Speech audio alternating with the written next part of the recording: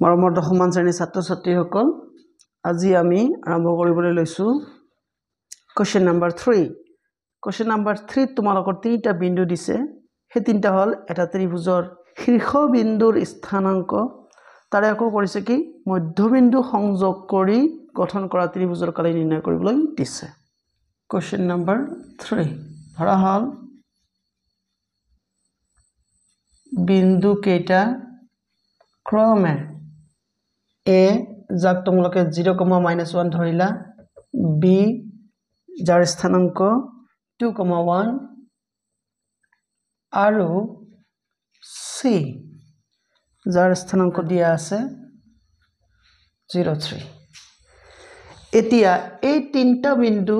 সংযোগ কৰি যি আমি ত্ৰিভুজ পাম সেই ত্ৰিভুজটোৰ বাহুকেইটাৰ মধ্যবিন্দু সংযোগকাৰী ৰেখাখণ্ড বিলাকে যি ত্ৰিভুজ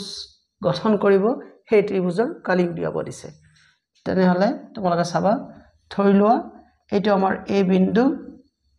এইটো হ'ব আমাৰ B বিন্দু আৰু এইটো হ'ল আমাৰ C বিন্দু ইয়াৰ স্থানাংক হ'ল 0,-1 ইয়াৰ স্থানাংক হ'ল তোমালোকৰ 2,1 ইয়াৰ স্থানাংক হ'ব 0,3 এতিয়া আমাক কৰিব লাগিব কি মধ্যবিন্দু ইয়াতে তোমালোকে সংযোগ কৰি দিবা আৰু মধ্যবিন্দু কেইটা হল ক্ৰমে কিন্তু দিবা দেই ক্ৰমে D E F হয়নে এই তিনটা সংযোগ কৰি আমি এটা ত্ৰিভুজ পাম নহয় সেই ত্ৰিভুজটো কালি উলিয়াব দিছে ফাৰ্ষ্টতে আমি A B যে আছে মধ্যবিন্দু D ইয়াৰ স্থানাংকটো আমি উলিয়াম তেনেহলে ইয়াৰ স্থানাংকৰ ফৰ্মুলা কি হ'ব তোমালোকে যদি ইয়াৰ স্থানাংক xy ধৰা তেনেহলে x ৰ মান তোমালোকে আগতে পাইছিলা কি আছিল ফৰ্মুলাটো x1 + x2/2 আৰু y = কি হ'ব তোমালোকৰ y1 + y2/2 এতিয়া তোমালোকে এই দুটাৰ ক্ষেত্ৰত তোমালোকে x1 হল a2 x2 হল a2 তেনেহলে তোমালোকে লিখিবা 0 + 2 2/2 = কিমান হ'ব তেনেহলে 1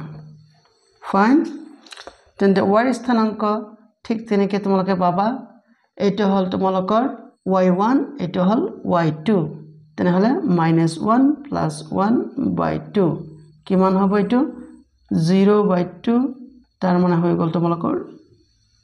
0 তেনেহলে তোমালোকে ইয়াত লিখিবা এবাৰ 1,0 ফাইন এতিয়া d স্থানাংক তোমালোকে পালা ঠিক তেনেকে আমি e স্থানাংক উলিয়াম e স্থানাংক উলিয়াব হলে হে একে ফৰ্মুলা খালি মানবিলাক বেলেগ এটা মই তোমালোকক ডাইস হিচাপে কৰি আছো কিন্তু দেই তোমালোকে ফাৰ্স্ট লাইন এনেকে লিখিলা সেকেন্ড লাইনত গৈ তোমালোকে এটো কিন্তু ৰিপিট কৰিব লাগিব মই ইয়াত স্পেস বসাবৰ কাৰণে এটো মচি দিছো সেকেন্ড লাইনত তোমালোকে ডাবল কৰিবা ইয়াত তোমালোকে এনেকাও কৰিব পাৰা x dash y dash লিখিবা হেতু বেছি ভাল হ'ব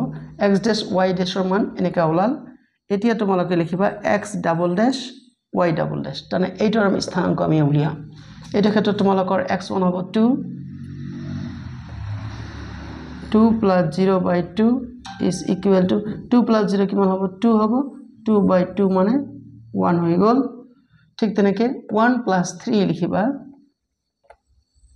1 + 3/2 = 4/2 = 2 তেনেহলে ইয়াৰ স্থানাংক আমাৰ হৈ গল কিমান 1,2 ঠিক তেনেকে f ৰ স্থানাংক উলিয়াম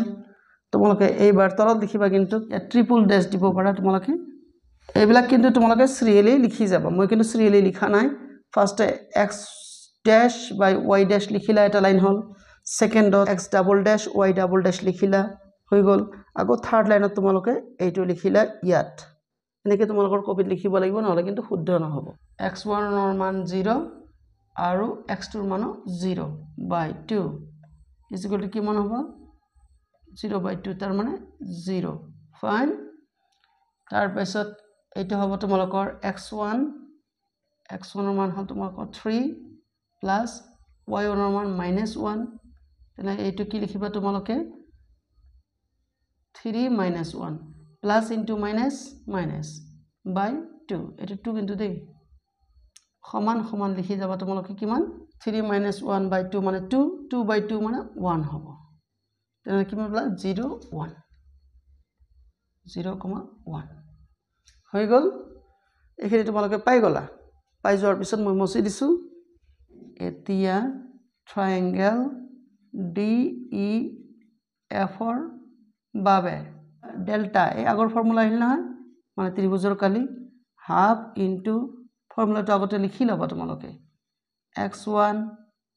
তাৰ পিছত y2 minus y3 মানে ত্ৰিভুজৰ কালিৰ ফৰ্মুলাটো লিখি ললা তাৰ পিছত এতিয়া আমি ৰেসপেক্টিভ ভ্যালু বিলাক বহাম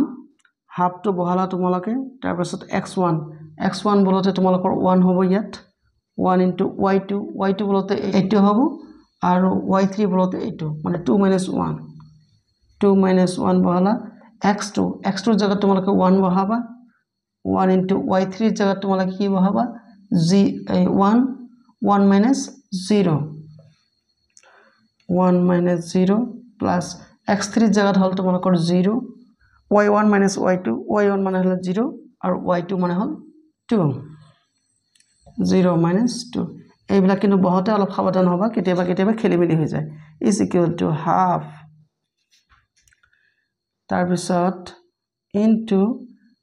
2 minus 1 হ'ব 1 into 1 clear plus 1 minus 0 কিমান হ'ব 1 হ'ব 1 into 1 fine তাৰ পিছত আৰু তোমালোকে জানা 0 দি যদি টো পূৰণ কৰা কি হ'ব 0 হ'ব fine তাৰ পিছত half into 1 plus 0 তাৰ মানে 2 is equal to কিমান হল দুটাকে কাটি দিলা তোমালোকে কাটি দি 1 থাকিল 1 is unit square লিখিবা unit square এটো তোমালোকে পালা এতিয়া তোমালোকক আকৌ কি কৈছে কোশ্চেনত যে এই ত্ৰিভুজৰ কালি আৰু প্ৰদত্ত ত্ৰিভুজৰ কালিৰ অনুপাত নিৰ্ণয় কৰা এতিয়া ডাঙৰ ত্ৰিভুজৰ কালি উলিয়াব লাগিব আৰু ইহতৰ অনুপাত কালিৰ অনুপাত আমাক উলিয়াব লাগিব নেক্সট লাইনত তোমালোকে লিখিবা এতিয়া ত্ৰিভুজ ABC ৰ বাবে নেক্সট লাইনৰ কথা কৈছো নেক্সট স্টেপৰ কথা ইয়াৰ পৰা ইয়াত লিখিবা তোমালোকে ABC ৰ বাবে ফৰ্মুলাটো একে এবাৰ তোমালোকে ডেল্টা দিব নোৱাৰিবা ডেল্টা ইতিমধ্যে দিছা সেইকাৰণে ডেল্টা ড্যাশ দিবা ফাইন হাফ ইনটু এবাৰ x1 কিমান হ'ব 0 into y2 বলতে 8 আৰু 1 minus 3 তোমালোকে লিখিলা প্লাস x2 বলতে 2 into কি লিখিবা এবাৰ 3 minus 1 হয়নে এখানে 3 minus 1 এটা লিখিলা plus x3 হ'ব তোমালোকৰ 0 fine 0 into y1 minus y2 তাহলে minus 1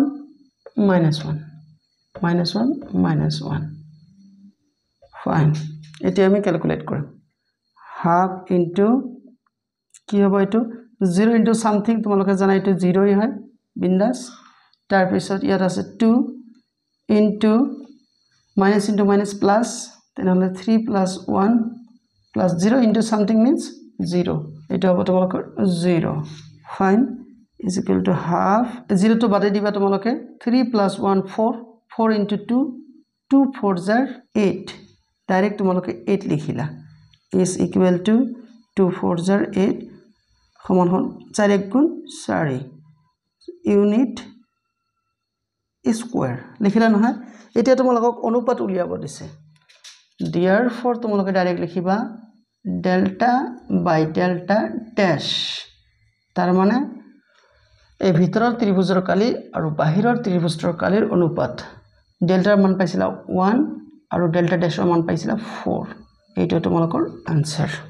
আশা কৰিছো তোমালোকে ভিডিওটো ভাল পাবা লাইক কমেন্ট শেয়াৰ কৰিবা বুজি নাপালে কমেন্টত জনাবা চোৱাৰ কাৰণে ধন্যবাদ আৰু প্লিজ মোৰ চেনেলটো সাবস্ক্ৰাইব কৰিবা